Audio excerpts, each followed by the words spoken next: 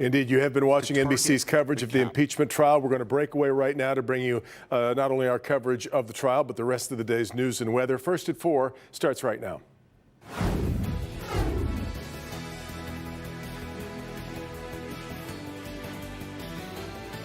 Former President Trump's defense team takes 3 hours to make its case for an acquittal in his impeachment trial. Why they argue he could not have incited the riot. Detroit Mayor Mike Duggan talks with President Biden in the Oval Office. What he's hoping comes out of the meeting of mayors and governors with the president. Hey, Ben. The snow gets started earlier than we do on Saturday. In fact, flakes will be flying by breakfast in some spots, but we're getting an aperitif tonight. We'll look at how much to expect. Paula? Local man unleashes his inner superhero to combat the ravages of COVID-19 on his livelihood. And now, even you can be a superhero. I'll show you how. Live from downtown Detroit, home of WDIV and Click on Detroit, Local 4 News First at 4 starts now. Constitutional cancel culture. That is how the defense team for former President Trump describes the impeachment proceedings against him. Trump's team took just 3 hours to present their case this afternoon after 2 days of testimony from the Democratic House managers. Kimberly Gill in the newsroom with the key takeaways that we've seen, even though this all continues at the moment. But Kim, they tried to paint a picture of political motive here on the part of Democrats. Yeah, they really did. And Devin, good afternoon to you. The former president's defense team called the trial a politically motivated witch hunt. They zeroed in on the former president's use of the word fight at the Stop the Steal rally before the Capitol riot, playing a long montage of Democrats using the word, including Michigan's 2 senators. Listen. We have to rise up and fight back. And so we're going to fight, and we're going to continue to fight. I am going to be fighting like hell. Keep fighting, or we kept fighting and we did. So we're going to keep fighting. We have to be fighting every single day. The defense team kicked things off by arguing the president's speech was ordinary political rhetoric. They say he was encouraging supporters to make sure their lawmakers were properly certifying the electoral vote count, not inciting violence. And they argue his words are protected free speech. You must reject this invitation to ignore the First Amendment. It is anti-American and would set dangerous precedent forever. The fact that the attacks were apparently premeditated, as alleged by the House managers, demonstrates the ludicrousness of the incitement allegation against the president. You can't incite what was already going to happen. The defense rested a short time ago. Senators are now taking questions. Democrats concluded their case yesterday by focusing on the damage Trump's supporters caused and arguing he could incite further violence if he's not convicted. A final vote on whether to convict the ex-president could happen sometime this weekend. We'll have more from today's proceedings coming up on the news at 5. Until then, Devin, we'll send it back to you. All right, Kim, that's when we'll see you again. Michigan's Secretary of State says an audit of the presidential election is finished and it affirms Joe Biden won the state of Michigan. Jocelyn Benson says hundreds of Republican, Democratic, and nonpartisan clerks hand-counted 18,000 ballots that were randomly selected from across the state. She says the hand count was within a percentage point of the machine tabulated totals. In the statewide sample, Biden received 50% of the ballots reviewed. President Trump 48%. Benson says this audit shows Michigan's vote counting machines are accurate. Time now for our first look at the forecast. You thought it was already cold. Oh, we got something in store this weekend. Been tracking some of the coldest air of the season and watching the horizon for trouble too, Ben. Yeah, we get multiple snow chances, Devin, going forward. But yeah, the cold's going to get us first, at least before the serious snow does. This is Storm Tracker 4, and there's a little bit of activity out there this afternoon and evening. There's just kind of a little disturbance in that lake moisture coming in. That's what's triggering off those snow showers. So expect to see those, especially north of 8 Mile, but they should be fading after sunset, although they are expanding in coverage as of right now. Current temperatures similar to what we had yesterday, despite the lack of sunshine. We're in the 20s. 25 right now at Metro and also down in Monroe in the South Zone. And here's what we're tracking going forward. It will be a snowy Saturday. Accumulations more than what we picked up this week. We'll look at that. Coldest air in more than 2 years and some serious snow as we get into next week. All that coming up in a few minutes. Devin?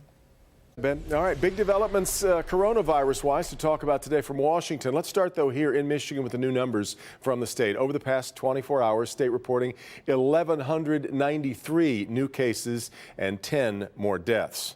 Today, Mayor Duggan said 2 cases of the UK variant have been found in Detroit. The CDC releasing new school reopening guidelines with an emphasis on offering some option of in-person learning. If infection rates in a community are high, the agency recommends shifting to a combination of in-person and remote learning. Full remote learning only recommended in certain cases when the virus rates are very high. CDC says vaccinations for teachers are not required for reopening.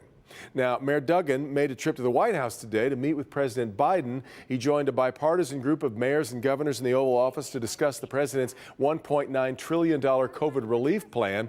We're told the meeting lasted about an hour. The president emphasized the needs of state and local governments in battling COVID-19. The mayor says he hopes the meeting is the first step in the right direction. We don't kid ourselves about the atmosphere in Washington. We know it's partisan.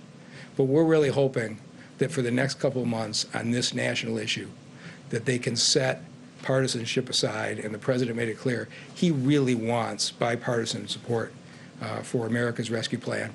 And I can tell you that all of us who are in that room, we're strongly supportive with that. If approved, Michigan could receive about $10 billion in state and local aid from that package. Now, closer to home, Macomb County launching a new drive-through vaccination site. It's at the Richmond Lennox EMS facility, which is on 32 Mile Road near Low Plank Road in Richmond. If seniors can't get there, no worries. County has partnered with SMART and Richmond Lennox EMS to provide rides to the site. Right now, they're still appointment only and only for people who live in Macomb County who are 65 years of age and older.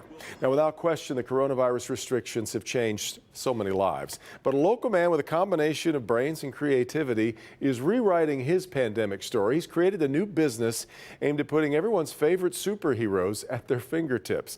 Paula Tutman shows us how you can book your hero. This is ingenuity and good old-fashioned all-American gumption at work. Marvin Allen, a longtime athlete and personal trainer, shows that behind all that brawn, there is a brilliant brain for survival. When COVID-19 shut down his ability to work as a personal trainer, it was a scary time where you didn't know what was going to happen. Instead of panicking, he made a plan to turn a childhood dream into a reality. Years ago, I used to always joke and say my gym goals are to be built like a superhero. He purchased a high-quality 3D printer and did what he loves to do, bringing superheroes to life with characters inspired by television and movies. He talked to an attorney and started a business called Book Your Hero. It was a very dark time, but then, I just had to sit down and think, how could I use this as an opportunity to advance myself coming out of the pandemic. I'm a Game of Thrones fan, and one of the characters in Game of Thrones said chaos is a ladder.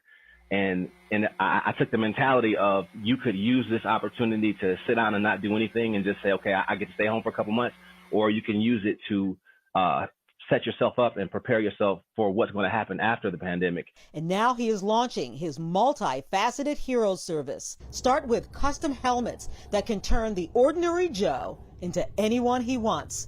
Don't see your favorite character? No worries. Marvin's got you covered. This took, just to make the helmet, even before the design and the sanding and the priming and painting, it took 34 hours.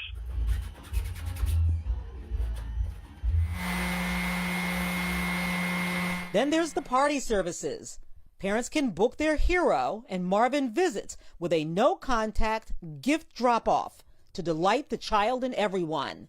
And as COVID restrictions ease up, the whole shebang will be available. I put a team of people together to offer catering and decorations and gift bags, coloring books, and T-shirts. And my inner kid is still probably 10. I always say that. But I wanted to give kids back something that they lost because of the pandemic. They lost birthdays. There weren't any movies. They weren't able to go to the movies to see anything, any superheroes. So me doing this company, I wanted to give them some of that joy back. You know, the true superhero of this story is the indomitable human spirit that pivots with grace and strength and doesn't let the real bad guy, which is the pandemic, win. Paula Tutman, Local 4. Really cool. Book Your Hero is actually doing a casting call looking for different characters, and anyone is welcome. As Paula mentioned, we'll show you how to reach out to Marvin on clickondetroit.com. Great fun. Work from home is working. The big company that just announced its employees can choose to do it permanently from anywhere in the world. Also, the top organizer in the Tokyo Olympics stepping down today over sexist comments, what his resignation could mean for the Summer Games. And it's officially now tax time. What's different this year because of the pandemic? Next.